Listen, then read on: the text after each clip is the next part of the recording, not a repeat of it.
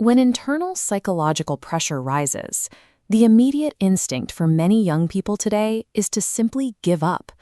The modern triggers are everywhere. A single academic setback, a toxic relationship, or the threat of digital blackmail can push someone toward a sense of total hopelessness. This triggers a catastrophic loop.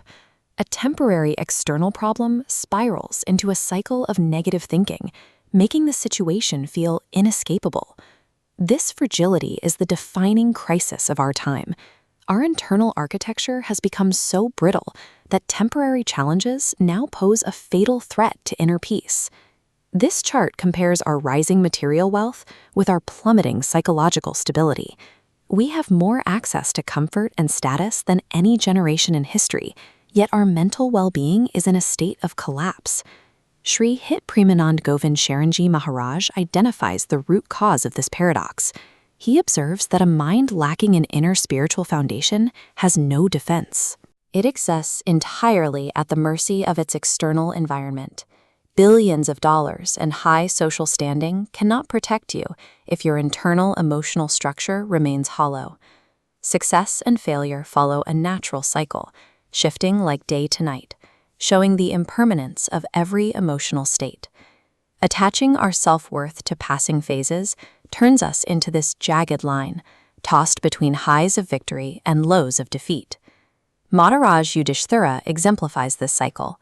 Once a sovereign emperor, he lost everything, enduring 13 years of grueling exile. Yet, anchored in righteous conduct, this glowing line shows his internal state remained perfectly stable while the world shifted around him. Because he held that moral anchor, he eventually outlasted the darkness and reclaimed the throne. Failure is a phase within a larger cycle. It is something to be outlasted with patience, not a final destination. Survival depends on charitra, or pure character. This is the ultimate separator between those who endure and those who break. These identical roots represent Lord Ram and the demon king Ravan. Both were born into elite, noble lineages. Ravan's lack of character turned his potential into a dark, thorny mass. Ram's commitment to his character made him divine. Heritage and wealth are irrelevant in a crisis. Character acts as the only reliable armor against moral and psychological decay.